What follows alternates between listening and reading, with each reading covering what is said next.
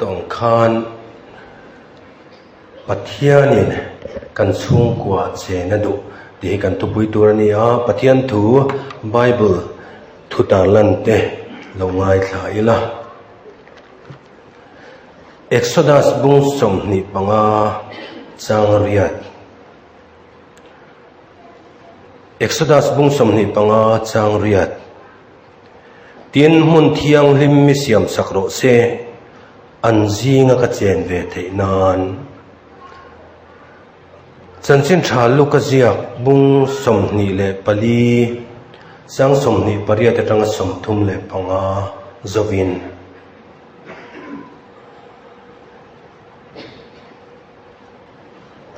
Luka bung som ni pali chang som ni paria te tangin tin an kal na tur khua chun thleng don ta a tin ani chu hladewa kaltum angina oma tin kai nan chela kan hnen na ta che khua thlai don ta a ni potlak don to hi an ti a ti chuan an hne na turina aluta tin heti hi ni a an hne na so kila a thutin chang ala a mal soma a phela an hne na pe a tin an mitalo vara a mel an lo seta a tin ani chu aral tamaya tin an ni chuan kalkonga min biak lai pathian le khathu te min silfia lai khan kan thin lung a har huai reng lom ni kha anin ti a tin chumilai tak chuan an thowa Jerusalem khuan kir le a som le pakhat tele an thian te khom chu an mu a lalpa chu tho le tak zet ani Simon ane na po ain lar ta an lo ti a tin an ni point kalkonga thil lo khreng le changa phela a mel an lo hriat tak zia te chu an sil ve boka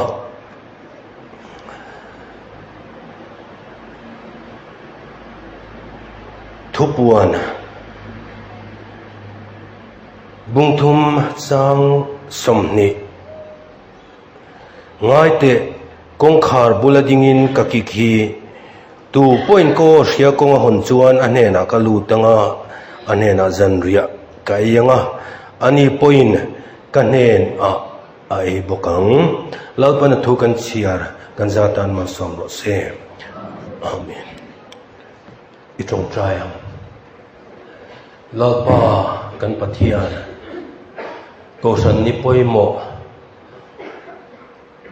ko san ho tena na sataka kan be ko san mei chia pe chuan thupui beran ne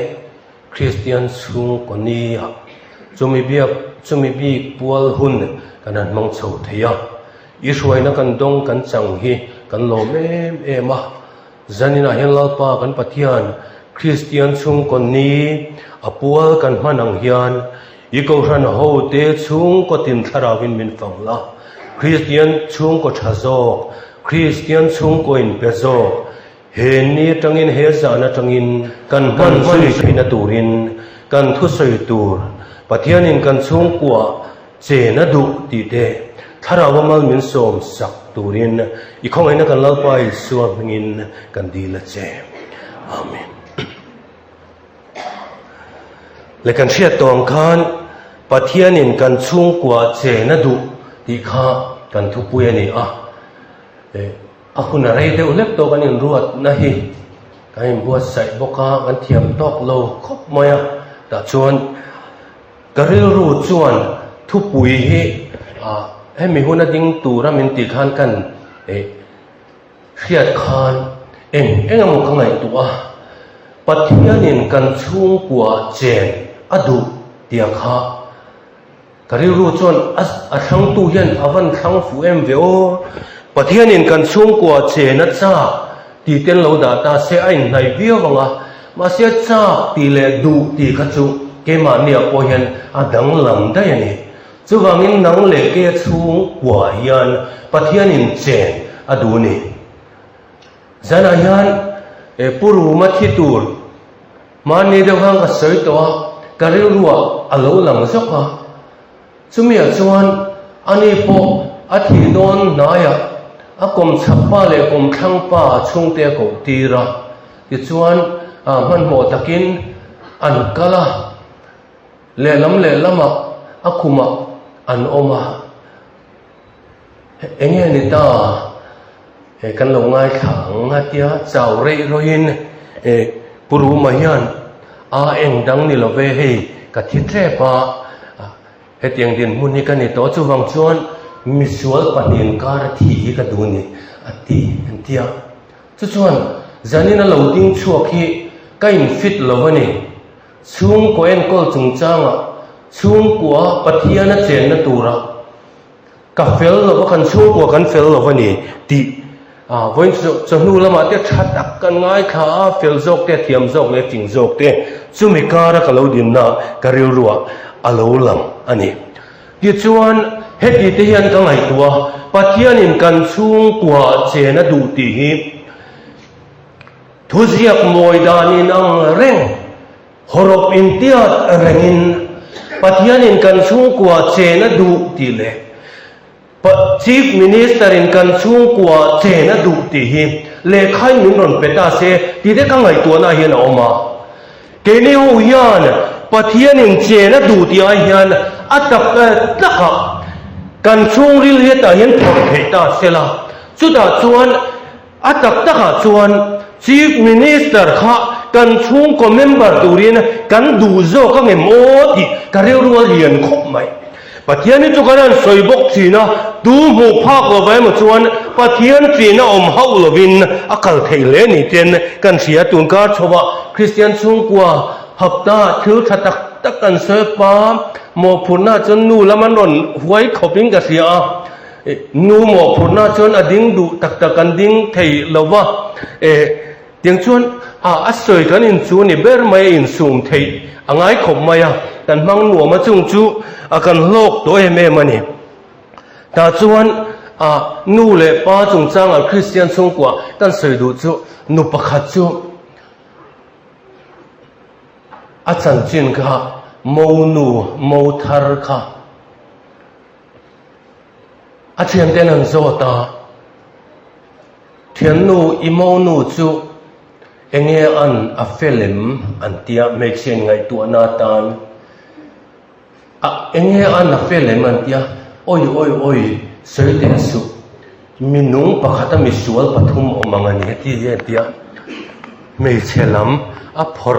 mual pho ang reng ka tia chu tiang me chu ke ni jinga chon kan om lo ka ringa chu di rol chuan hey che papa apa mi palama che papa apa ông thầy chế pa hi avain chế pa ni veka en chian chon anu tam takano chu tiang ang maya chung kwa pa ni ve si pa din mun lua lo hi engza tak omang moti te voin chu nu lama mi kha akan bel zuai ani ti chuan pathian in kan chung kwa che na du ti khan kanan kan thupu ani chung ko din tu pathianin kan chung kwa che na du atia kan thupui nen hen ai nang deuh reng mai then khat na chuan chung ko din tu pathianin kan chung kwa che na du chung ko din tu chu tunge kan ti chon pathian ania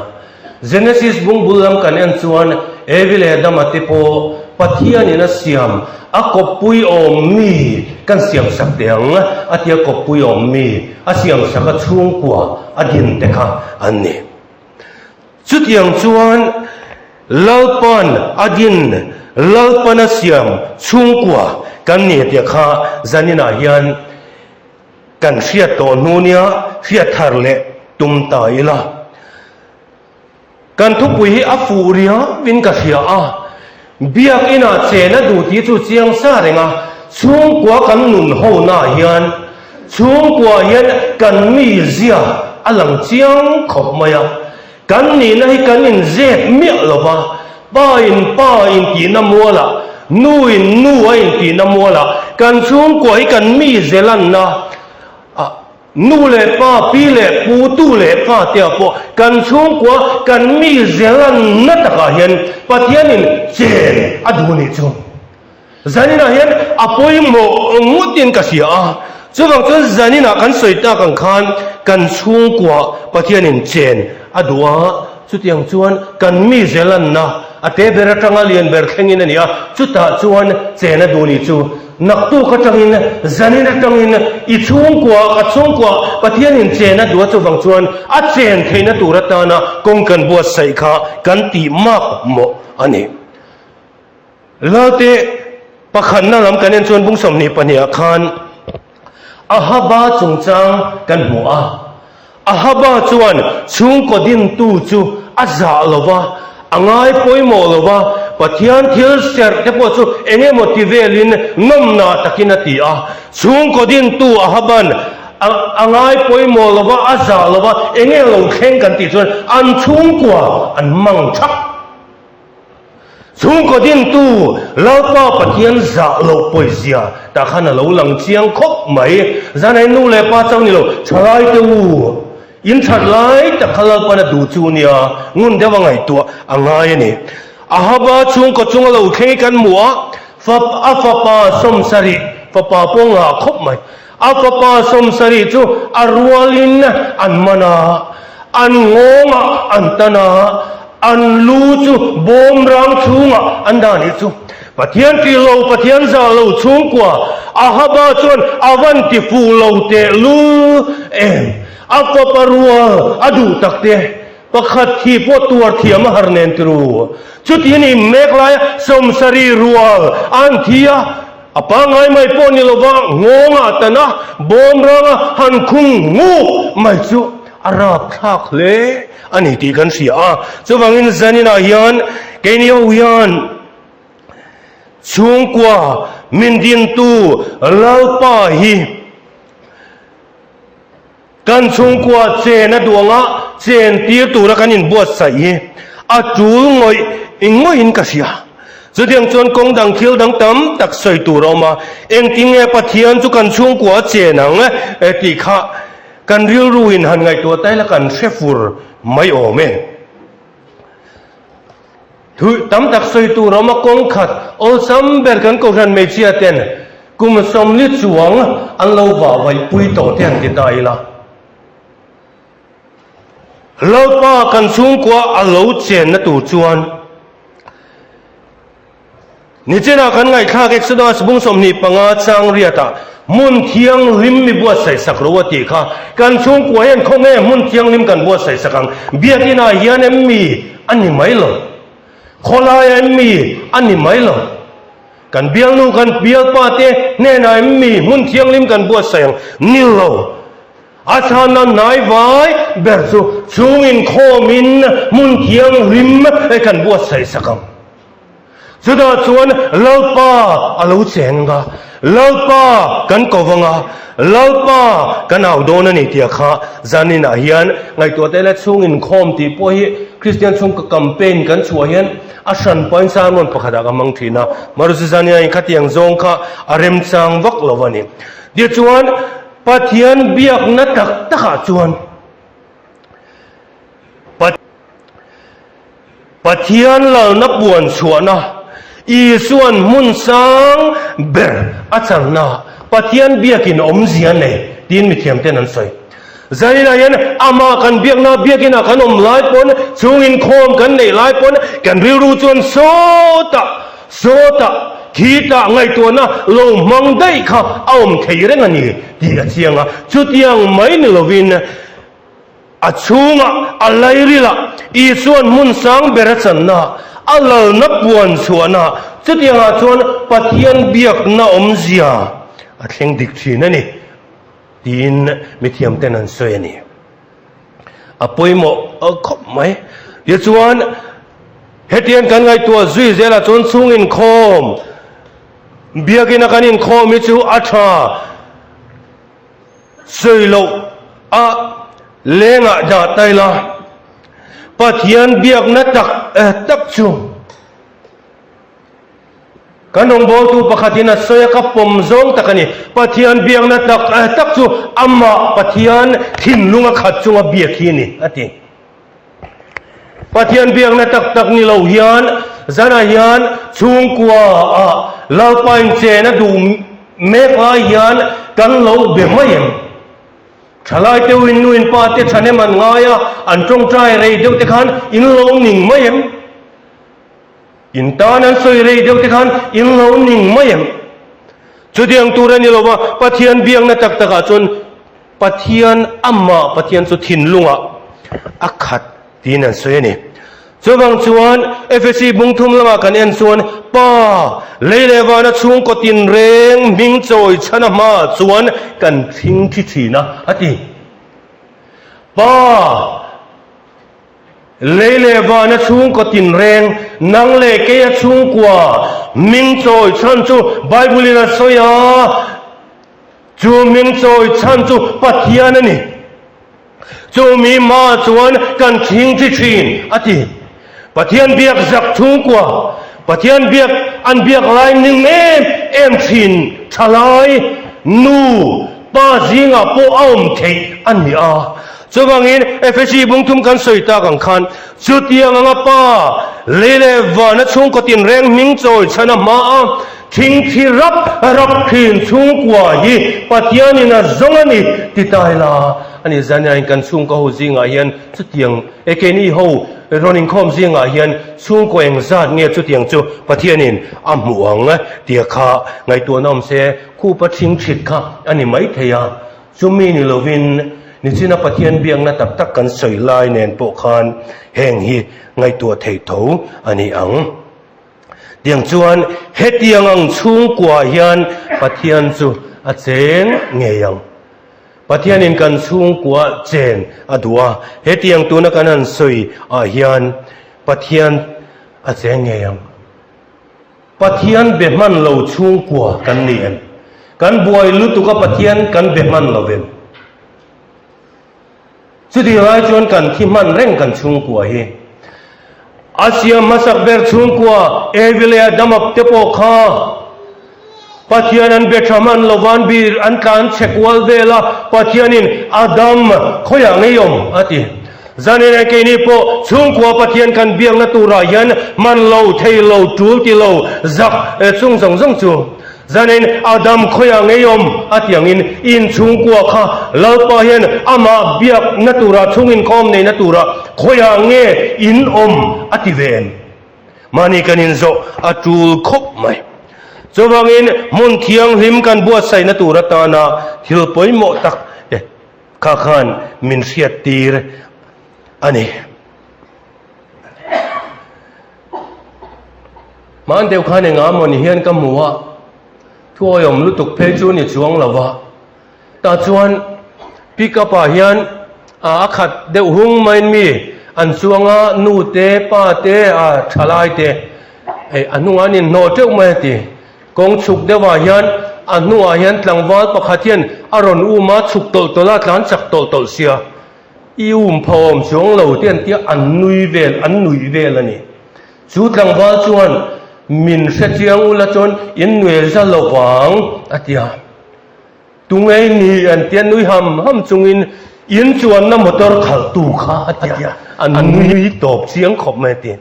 van doi thilin alo sot chuak pal ni ngei tur ania zanina hian kan chung kwa khal tu pa ber hi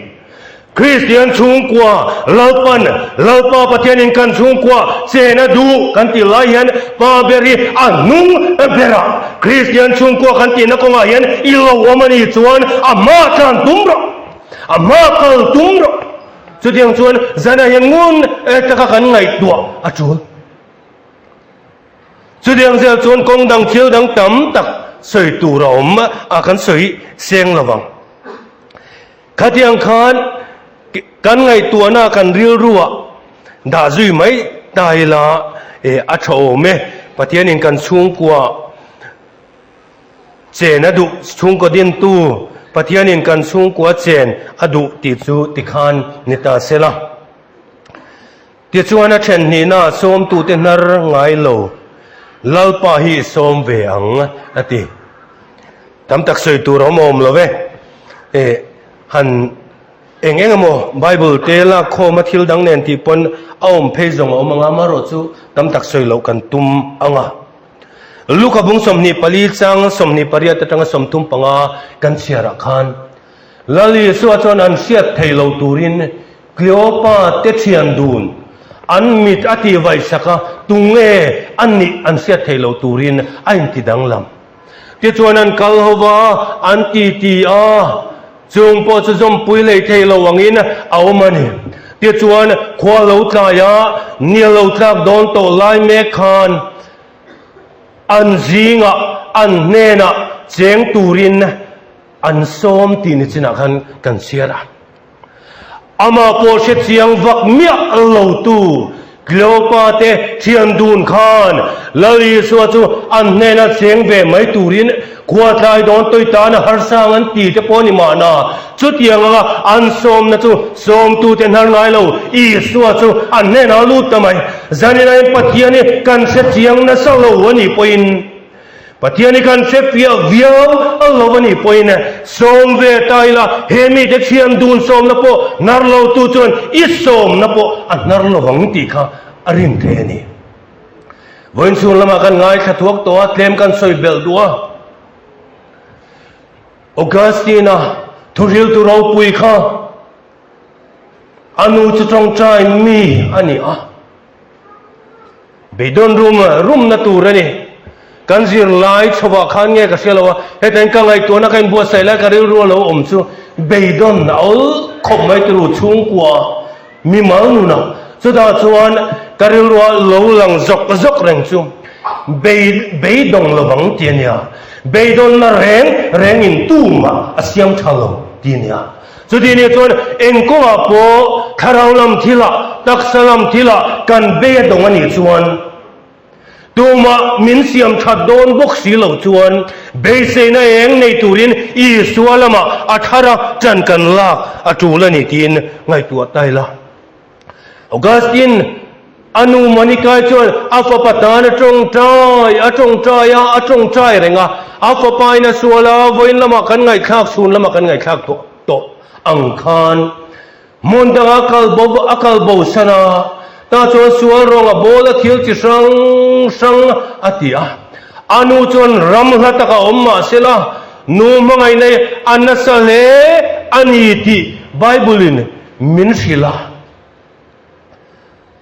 anu chuan mangai nei trong trai na ne na zui renga nu te win ti thin khan na sale zualin voin Christian chung kon ni atang hian na sale zuala inti atul yen pasal panau te tan ba te unang ni po in nu pui fanau te tan chu tiangat na sale zuala in tran atul tin sei taila anyome ti chuan Augustine cho vawak bowa to pa chon abai dong ema sheumatia khai hetiang ringon mai chu tin in ti hlum du na ne ya chu da chuan pathian hi ase chiang lo ve mel khop mai atong trai ta kanu pathian ati lalpa pathian potilo kanu pathian yom tak ani chuan tun hun a hian kane na ronin siat tiro a chiang lo ve ngot mai ma se tu tiang ani lo chuan in siat ti lo chuan ke mai chu ti khati ya ti a chu tiang kanu pathian ti ko vel mai tu bo kha pathian chuan an ne na ani na le adin mun ai siat ti ra alo piang thal ta ne ka to jong chan tin ne ngai yom khop mai ti chuan a hong ta vanga ina ba then chu anu ruang ni alo ro chu da Augustine na asoi an ti chu kanu pathian hi ma na khan lo se toila chuan o lo se tiang teila chuan o hetiang hian ka om lo banga ati an ti a chu diang chuan hetiang lo chu kanu pathian tiang ma mo ve tu ne na khan ai puang do ni chuan nang poi hian na tin ang khan pathian tu ko mai la mai la ine na pathian chu ai puang ve mai do na ni ai rem chiang em ka selo mi mal mu kariru chuan helai kan thu puya hian pathian ni ne kan chung kwa che na du ti lai kan bo sai lai kan ru ton kan mi ma la che na du ti te alo lang ve rum rum ho ka chuna chuan kai to chu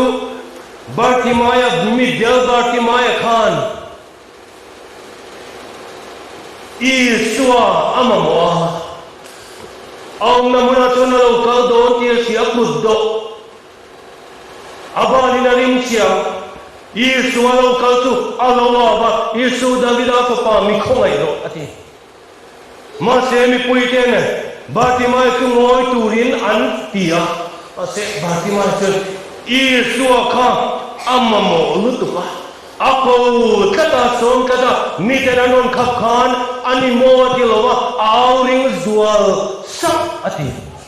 jada tuan midda Bartimai tuan ako che ti thom aseta abakal zuan lari zuan adu ati sakane ato zongin ama mamo tu nenain puanga chutiang bukin som tu te nar nai lo chon midela niemo mithabera niemo mithebera mo anemo lamangai to lova a som tu te nar nai lo lali so chon midel Bartimaya mitu ati men sabta zani nai ke ni pokhana wani chon kharau lamai mit men tiang lo khamo atak ta kai au chuan pathiani na khoi tenga ilo men chiang ngai tuang na ngai som tu te nar ngai lo lali suwa zanina hian in khom ho te na khom lo so kan sil pa lo wa i som ve u i ang ve u ti in kan ta la tin a chen thum na le nu be ra chuan ama chuan sungkwa mimal he tel lo nang tin ka sen thok to na mimal in ma om ti a then thum na presbyterian hi chuan then thum hi ti dan tang pu ya nei ania tu pui le le la hian he ti na ka thini ka ama chuan sungkwa sungkwa tin ma ni che ban chia ta ga khan tu kon bu thum chang sam le khan ngai te kong kha bula din ka ki 2 point ko sia kon chuan he na kalu tanga ani point kan he na ane na kalu tanga zambia kayanga ani point kan he na mi ai veng ti gan chia ta ka kha zani na yan kan chung ko ma mo hi suan ko la chumi ko tu chuan kan chung kwa lo che na duwa lo lu adwa kan mi mal na yan lo chen adwa chobangin zanin ngun ta ngai toin kongkhar bula dingin ka kit ithin lung kongkhar akika ma sen min hon lo chuan pathian ya polai lutuk du than na siale thasian na fi min pe ki min khoi lui sak lawa I hon sak ruan chen alo lu ta ama mi kharau lam cho chu ye do ni ti Bible hian pathian tu hian min fit ani workshop pakhata ton ti hian ai dara hiren kim kan siam thei chumi nuwa zoa anziak le ro chu thin lung ke chia ero kan siam tha thei lo ati chu workshop pa chon thil dang khol thil chon lo siam theya ma se thin lung ke chia hi chu kan siam thei lo an ti dik che ti ro thin lung ke chia siam thei tu chu mangang le lungai chung kwa room te a siam thei tu chu kan van pathian ni a I suwa hi ni zani nain chu mi siam that tur chuan ama hian lo kun nai la ama hian in thasung mia lovin ke jong ka suale mai ki lovin a soi tu e sual ber kani a ma se pathian khong ai na chuan min dom zo khop maya min la zo vekanang po ala zo che ni ti a chiang sa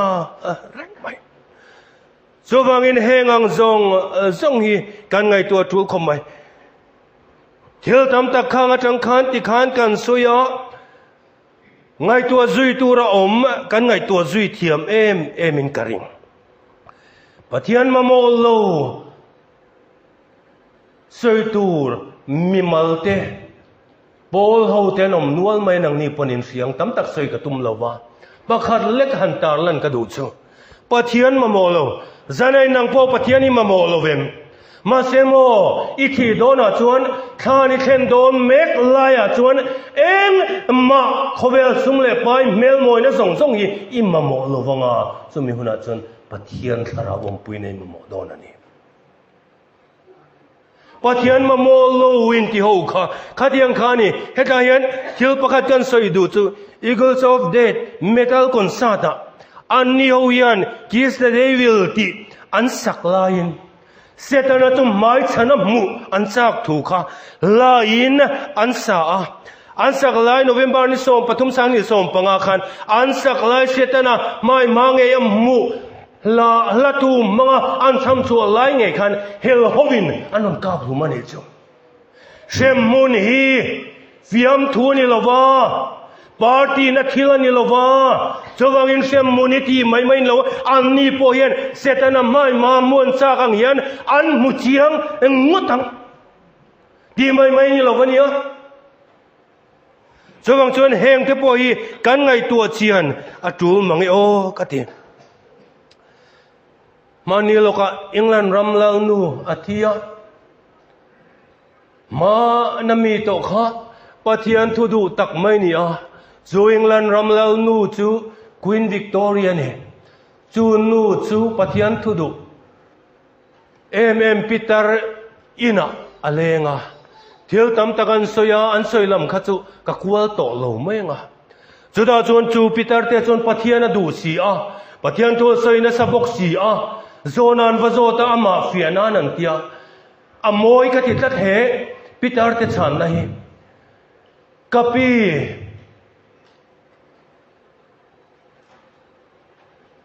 in sunga lo lenga hian in sunga lo lu ta hian tunge ingai ro pui ber antia chu Peter chuan kan ramlal nu lo lenga chu ka ngai ro pui ber ati zo tu ten an thanga a ok ni nan sia kapi pathian tu isoya I tuil he si a ti chuan England ramlal nu chu ilo ina sunga lo lu ta chon ilo ngai ro pui bera ilo ngai lu bera ni mo pathian chu lo da ro pui lo to pani chu antia ma se chu Peter te pathian du tak chuan pathian thu tu em chuan kan ramlal nu Queen Victoria chu kan ina lo leng ani a pathian tu sei a anti I suwa chan chin ka soi hi chu I suai kan in leng ani lo wa he ina hian I suwa chu cheng ve ati amoi ka ti tlat kan chung kwa hian pathian a cheng ve mo thil tam tak ngai tu roma zir zui tur tam tak aumin ka sia chudiang chuan heng kong sang thil sang voin chuna khan kan ngai kha to hunakal deuwang khan en khasung ni in ka sia chuda chuan America ramami chung ko chingni pathian tri tu chung kwa le pathian om ring lo chung kwa khai kin na an tu chuan thum khengin an neya chuda chuan pathian tri tu chung kwa chu Jonathan Edward ania pathian om ring lo chung kwa an chui na bul chu mak jak sani boka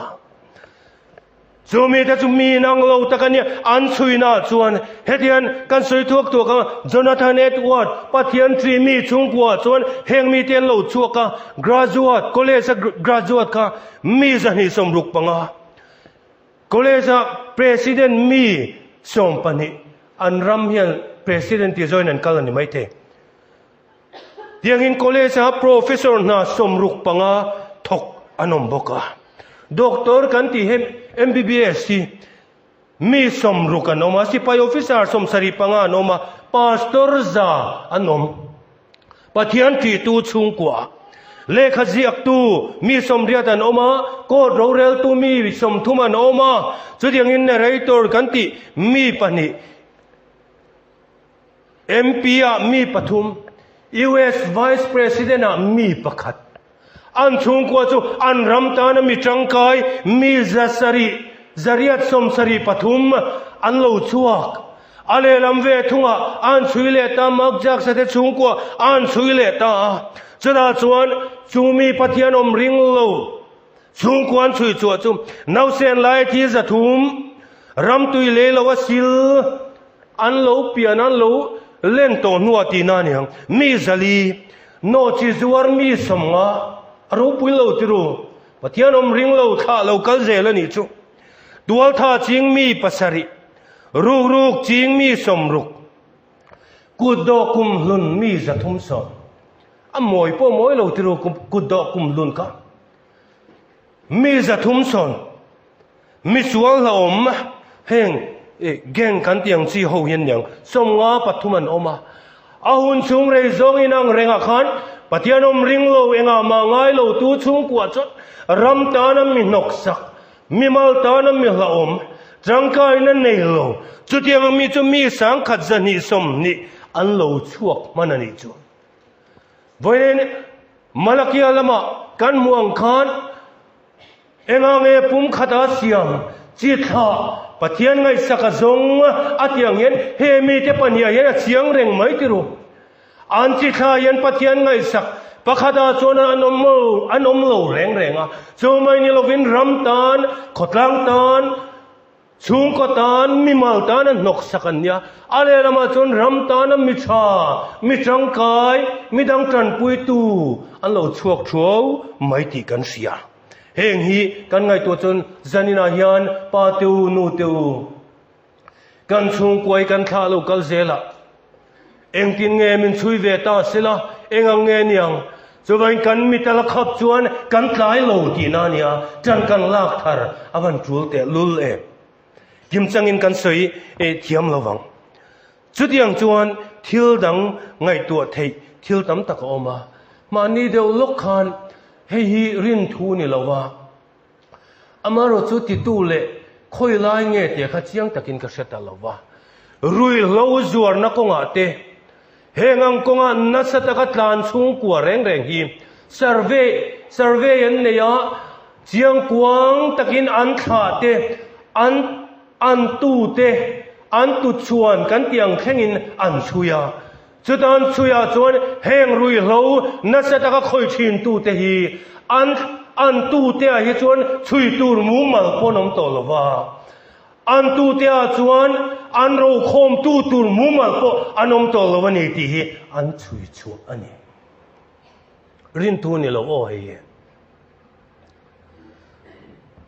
tin mi thiam ten an chui na chuan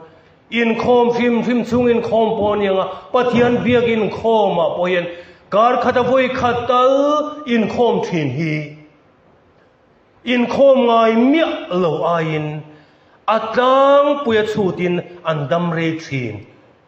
andam re zo tiani chu ti chuan ama chuan chung ko tin mamo om kan thu top na tan chuan chung ko tin mamo om heng hi kan duai me ma fin kan duale kha kan in zir tira tha kan ti zelang ma se bible ina sai dan chon chung kan du po chu thu chung kan du po chu thu ving bung khat chang sari le mun dang kan en chuan lalpa tri hi fin na bul la tialom chawang chon fin kan du chuan kan chung ko ma mo chu lalpa tri alo ni chu chu diang zelin thu ving bung som kan en chuan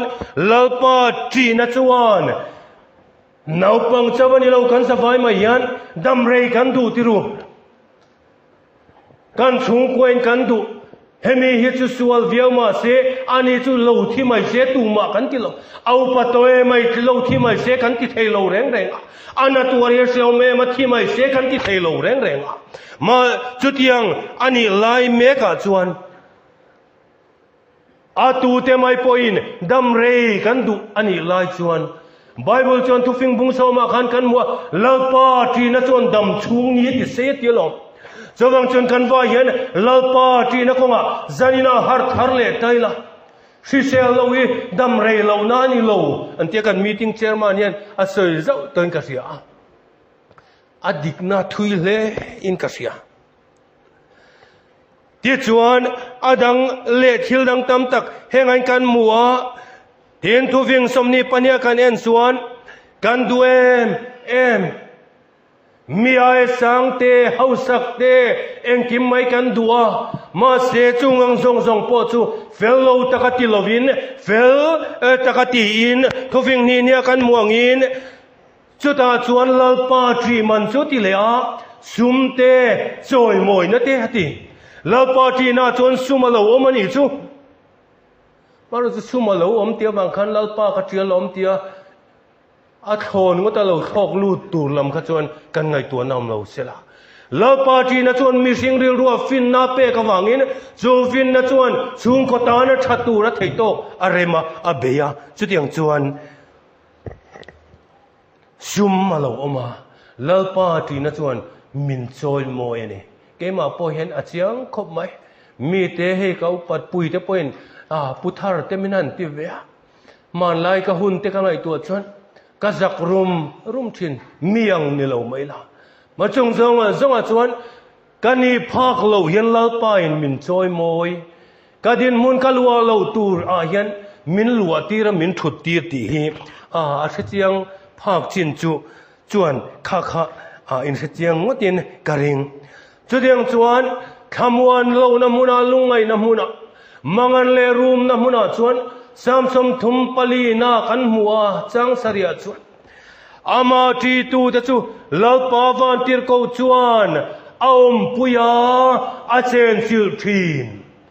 voin chomala ma Sunday school kan zirang deu khan khamwan tu om pui du chuan lalpa ti ro soi mai ni lova ati angai ni chu chuta chuan kan chung ko dam na kan chung ko kan mi mal lalpa kan ti nai kan mamo alo om reng ani chu Christian chung ko ni kan man me ka hian zanen ngun taken ngai tu in lalpa kan chung ko lo cheng ro la ka du em kha kan throi tin la than te men rem te saka mar chu ka thang lowang kan soi lok du chu tuin po nang chen na chu ati concrete building assam type ni se ti mi alova tuin po nang chen na chu rapin chol buk ni se tia chuda soi zela chuan rapin chol buk ni se lim na le rem na tel veti pathian chen na muna chuan lim na le rem na tel veti hera siam tu yana soi di khomai chu mai la du tong lawa van mal som na lunen hallelujah zana yan ke ni ho ye a chen na chung kwa kan ni chuan van mal som na lu chu kan dong don ni chu lalpan kan chung kwa chen adu lalpan thu te kan zatan mal som ro se amen